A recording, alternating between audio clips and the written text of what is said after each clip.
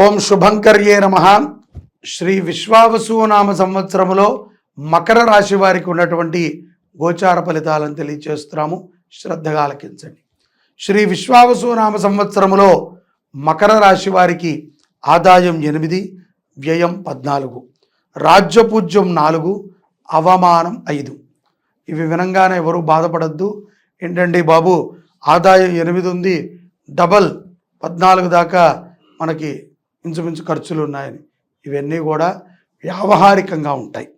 అలాగే ఈ యొక్క సంవత్సరములో మే 15 నుండి షష్ఠ స్థానము యందు మిథున రాశి యందు సువర్ణమూర్తిగా గురు సంచారం ఉండబోతోంది.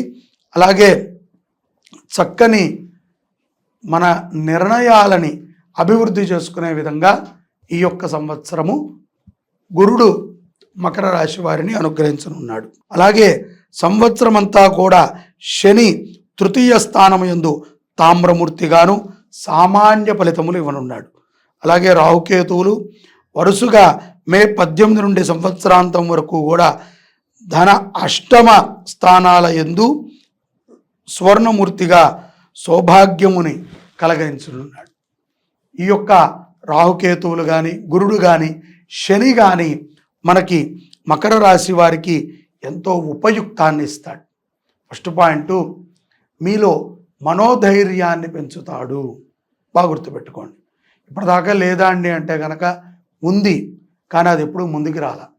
ఇప్పుడు ఈ సంవత్సరంలో మార్చిన తర్వాత నుంచి ఈ యొక్క ఉగాది ప్రారంభం నుంచి మీలో ముందుకి వస్తుంది మీ యొక్క మనోధైర్యం. ఇంతకాలము కూడా ఏదో ఒక నిస్సత్తువ నిస్సహాయతగా ఉన్నటువంటి మీరు పుంజుకుంటారు. డిపెండెంట్గా ఉన్నటువంటి వారు ఇండివిజువల్గా బతుకుతారు. ఇవన్నీ కూడా గురుడు చేసేటువంటి వాడు. రాహుకేతువులు వాటికి సహకరిస్తాయి. అలాగే ఎక్కడైతే గనక మన యొక్క పరువు మర్యాద పోయినాయో పునః అక్కడి నుంచి మనం సంపాదించుకోవచ్చు.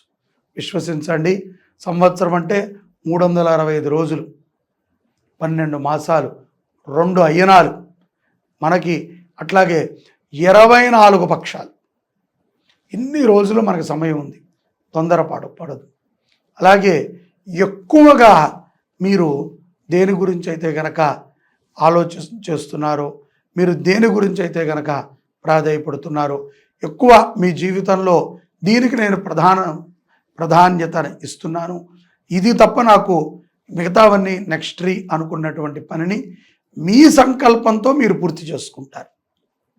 అది మంచైనా చెడైనా. అది కొంతమందికి చెడుగా ఉండొచ్చు, మీకు అది మంచి అవ్వచ్చు. కొంతమందికి మంచిగా ఉన్నది మీకు చెడు అనిపించవచ్చు. కాబట్టి సంకల్పంతో పూర్తి చేసుకుంటారు. ఏది ఉన్నప్పటికీ ఇండివిజువల్గా మీ యొక్క జీవనాన్ని గడపటానికి మీరు చూడండి. అలాగే మీ మాటకి రెస్పెక్ట్ చేయనటువంటి వ్యక్తులని కట్ చేసేయండి. అస్సలు అటువంటి వ్యక్తులతో పరిచయము కానీ మాటలు కానీ మీకు ఏమాత్రము ఉపయోగం లేదు. అలాగే ఖరీదైనటువంటి ఆభరణాలని వస్తువులని జూన్ మాసం నుంచి సెప్టెంబర్ మధ్యలో కొనుగోలు చేసేటువంటి సమయంగా ఉంది. ఇక్కడ ఇళ్ళని కొనవచ్చు, లేకపోతే కారుని కొనవచ్చు. ఎటువంటివైనా ఖరీదైనటువంటి స్థిర ఆస్తులు, చరాస్తులు కాదు. చర అంటే అటు ఇటు మూవ్ అయ్యేవి, స్థిరం అంటే అక్కడే ఉండేది. అటువంటి ఆస్తులను కూడా మీరు కొనుగోలు చేస్తారు. ఆర్థికంగా పూర్వ అభివృద్ధి ఉంటుంది. జీవిత భాగస్వామి మద్దతు లభిస్తుంది. ప్రయత్నం చేయండి. ఎవరికైనా సరే ఎక్కడైనా కోర్టులో ఉన్నాయి వ్యవహారాలు, నేను ఎంత చెప్పినా నా భార్య వినట్లేదు, నా భార్యతో నేను కలిసి ఉండాలి అని మకర రాశి వారు అనుకుంటే ప్రయత్నం చేయండి. మధ్యవర్తిత్వం ద్వారా కాదు, డైరెక్ట్గా మీరు వెళ్ళండి.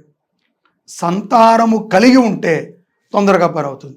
సంతానం కలగట్లేదండి, ఏదో కొంతకాలం ఉన్నాం మేము జీవితం, ఇప్పుడు ఎప్పుడో ఒక 2 ఏళ్ళ నుంచి విడిపోయాం, 4 ఏళ్ళ నుంచి దూరంగా ఉంటున్నాం, ఇప్పుడు మాకు కలిసి ఉండాలని ఉందంటే కనుక అది నేను చెప్పలేను. మీ నుంచి సంతానం ఉండి నీ భార్య దూరంగా ఉంటే నువ్వు ప్రాధేయపడితే తప్పకుండా మీరిద్దరూ కలిసేటువంటి అవకాశాలు చాలా ఎక్కువగా ఉన్నాయి. అలాగే వ్యాపారములు కూడా పురోగతిని లభిస్తాయి. ఉద్యోగములో పదవీ ఉన్నతమైనటువంటి బాధ్యతలని స్వీకరిస్తారు. తప్పకుండా ఉద్యోగంలో మార్పు అనేటువంటిది ఈ యొక్క విశ్వావసు నామ సంవత్సరములో మే నుంచి సెప్టెంబర్లో మకర రాశి వారిలో మనం చూడొచ్చు. డిసెంబర్ నెలలో ఆరోగ్య సమస్యలు పెరుగుతాయి, తస్మాత్ జాగ్రత్త. అలాగే ఇష్టానుసారంగా మాంసాహారాన్ని భుజించవద్దు. మాంసాహారము ద్వారా తీవ్రమైనటువంటి అనారోగ్యానికి మకర రాశి జాతకులు చేరుకుంటారు, జాగ్రత్తగా ఉండాలి. తృతీయ స్థానం యందులి శని సంచారం అత్యంత సానుకూల ఫలితాలను ఇస్తుంది. సంవత్సరం పొడవునా ప్రయాణాలు చేస్తూ ఉంటారు. విదేశాలకి వెళ్ళాలి అనుకునేటువంటి వారి ప్రయత్నములు కూడా ఇక్కడ కొంత ఫలించేటువంటి అవకాశాలు ఉన్నాయి. ఉద్యోగ విషయంలో బదిలీ తప్పదు, శని ప్రభావం అది. తప్పకుండా ఏదో రకమైన బదిలీ ఉంటుంది. మంచికేలేండి, జీతం వచ్చి బదిలీ ఉంటే ఏముంది, ఇంకో ఉద్యోగం. స్థానచలనం కాదు, ఉద్యోగ బదిలీ, గుర్తుపెట్టుకోండి. అలాగే మతపరమైనటువంటి ప్రచారణలో మకర రాశి జాతకులు ముందుంటారు. దైవభక్తి అపారంగా కలిగి ఉంటుంది. ఆసక్తిని పెంచుకుంటూ ఉంటారు దేవుడి మీద, కర్మ సిద్ధాంతం మీద మక్కువను ఎక్కువ చూపుతారు. ఆరోగ్య సమస్యలని అధిగమించండి, అంతే తప్ప ధిక్కరించొద్దు. ఏముందిలే, వస్తే వచ్చిందిలే, నాకు కాకపోతే ఎవరికి వస్తుంది అని నేను తీరుకుంటాను అని. మీ ఆరోగ్యం పట్ల మీకు శ్రద్ధ అవసరం. అలాగే మీ తెలివితేటలని పరీక్షించేటువంటి వ్యక్తులు కానీ మిత్రులు కానీ మీ చుట్టూ ఆశపడుతూ ఉంటారు. వారితో చాలా జాగ్రత్తగా తెలివిగా ఉండండి. అతి తెలివి కాదు, తెలివిగా ఉండండి. అలాగే మీ రాశి నుండి 2వ ఇంట్లో రాహు సంచారం మీకు కొంత ఇబ్బందినే. ద్వితీయ రాహు కొంత ఇబ్బంది, మాయాతీతం. ఏది నమ్మాలో అది నమ్మరు. అనవసరమైనటువంటివన్నీ నమ్మి అనవసరంగా ధనమంతా కూడా ఖర్చు పెడతారు. దైవ కార్యక్రమాలపైన ఏదైనా మీరు చెయ్యాలి అని అనుకుంటే అది చేయండి.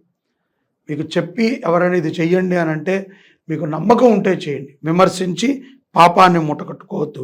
శారీరక సమస్యలు నిదానంగా జనవరి నుంచి కోలుకుని మళ్ళీ ఆరోగ్యవంతంగా జీవనం కొనసాగిస్తారు.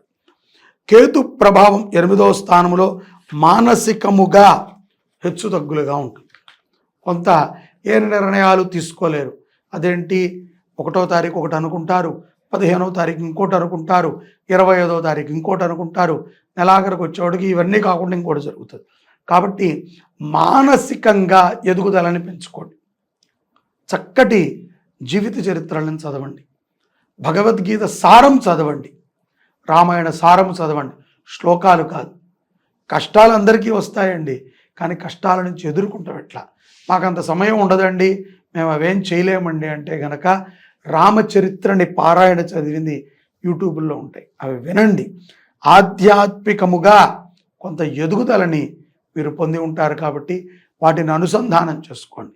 మధ్యవర్తిత్వం ఉండి ఎవరికి కూడా డబ్బులు ఏవి ఇవ్వకండి. అలాగే మధ్యవర్తిత్వం ఉంటూ ఎవరికి డబ్బులు ఇప్పించకండి. బ్యాంకు రుణాలను చేసే ముందు 1-2 సార్లు పత్రాలను పరిశీలించుకోండి. సెప్టెంబర్ నుంచి డిసెంబర్ మధ్యలో బ్యాంకుతో కొంత స్పర్ధ ఏర్పడేటువంటి అవకాశాలు ఉన్నాయి. ఈ రాశి వారికి అదృష్ట సంఖ్య 8. ఆదివారం వీరికి బాగా కలిసి వస్తుంది. ఆదివారం రోజున మీరు ఏ పనిని అనుకున్నా విజయవంతంగా పూర్తి చేయగలుగుతారు. అలాగే ఆకుపచ్చ కానీ లేకపోతే ఈ యొక్క స్కై బ్లూ కలర్ కానీ లేకపోతే తెలుపు కానీ, ఈ 3 కలర్లో ఏదో ఒక వస్త్రాలని ఎక్కువగా ధారణ చేస్తూ ఉండండి. వెంకటేశ్వర ఆరాధన చేయటము, గోవింద నామాలని చదవటము చాలా అవసరం. ప్రతి ఆదివారము కూడా గోవిందనామాలు చదవండి. శనివారమైనా పర్వాలేదు, ఆదివారమైనా పర్వాలేదు. అలాగే దేవాలయముల్లో మీ నక్షత్రము రోజున అన్నదానం చేయండి. అన్నదానము చాలా గొప్ప ఫలితాలను ఇస్తుంది. సరస్వతి పుష్కరాల సమయమునందున పుష్కరాల్లో జరిగేటువంటి యజ్ఞయాగాదులలో మీ గోత్రనామాలను నమోదు చేసుకోండి. హనుమంతుణ్ణి ఆరాధన చేయండి, మనోధైర్యాన్ని పెంచుకోండి.